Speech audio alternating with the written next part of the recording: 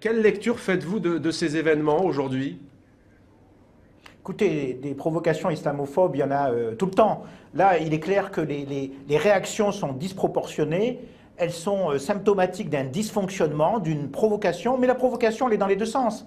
Dans ceux qui ont fait ce livre comme dans ceux qui répondent. Il paraît complètement fou d'en venir à la violence, à l'assassinat d'un ambassadeur pour un acte islamophobe. Je vous dis, si vraiment les gens devaient réagir à l'islamophobie, ça serait tous les jours qu'il y aurait des morts. Donc je dirais qu'il y a une instrumentalisation politique de ce film, mais qui est autant du côté des mouvements salafistes que des mouvements islamophobes. Et actuellement, on peut dire que les mouvements salafistes jouent un très sale jeu en répandant la guerre, en répandant la violence, et en déstabilisant clairement les transitions démocratiques dans le monde arabe en général, au Maghreb en particulier et en Tunisie. Et je dirais que ces salafistes ne sont pas innocents, ils sont des vecteurs de déstabilisation profonde d'une transition démocratique qui jusqu'à présent se passait pas si mal. Deux choses, toute transition est difficile et les expériences passées en Amérique latine et même en Europe ont montré que les transitions sont des périodes de trouble. On ne passe pas du jour au lendemain d'une dictature à la démocratie. Ça peut durer très longtemps. Nous sommes dans une zone de trouble.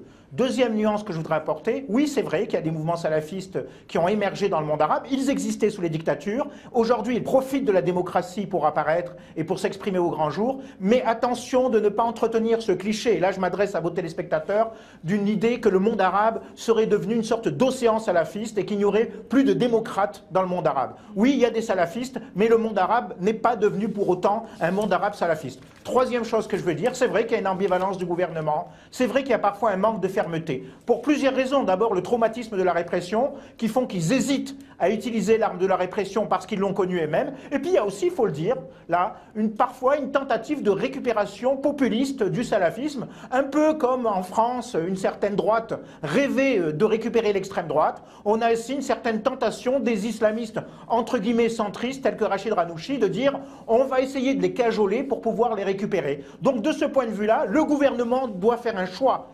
Rachid Ranouchi a toujours dit « Mon modèle, c'est l'AKP turc, c'est un grand parti musulman et démocrate. » Il doit faire ce choix. S'il ne fait pas ce choix, il fera le choix du passé, et Ennahda sera un parti du passé. Il doit savoir couper les vieilles branches, et tant pis, quitte à se séparer d'une partie de son mouvement, il a le choix. Faire de Ennahda un grand parti islamiste-démocrate, ou faire de Ennahda un grand parti islamiste du passé. Apparemment, les islamistes tunisiens sont loin d'avoir fait ce choix. Vincent Gesser, peut-être quand même un mot. Je lisais une interview récemment, vous étiez de passage à Paris, vous disiez finalement la Tunisie n'a pas un problème de culture démocratique, mais de pratique démocratique. Est-ce que vous pouvez nous préciser concrètement ce dont il s'agit? Oui, moi j'ai toujours été très optimiste, mais actuellement on s'aperçoit que la vie politique tunisienne continue encore un peu à fonctionner avec des éléments, je dirais, hérités de la dictature. C'est-à-dire qu'au lieu de dialoguer entre adversaires politiques, on continue à fonctionner sur le mythe de l'ennemi intérieur. Du côté de la gauche, on fait de l'anti-islamisme hérité de Ben Ali, c'est-à-dire qu'on n'a pas compris que les islamistes, c'est pas simplement de méchants diables qui ne font que des actes terroristes.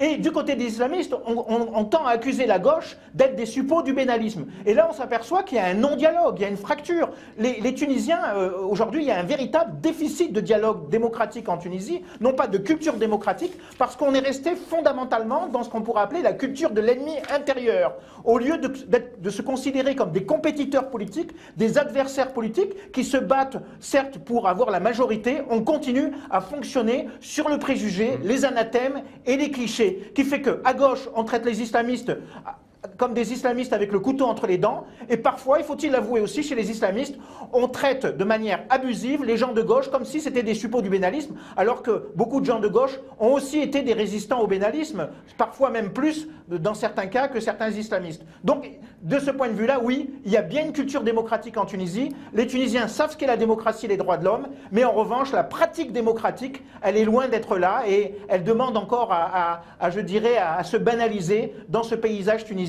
qui est traversé par de nombreuses tendances.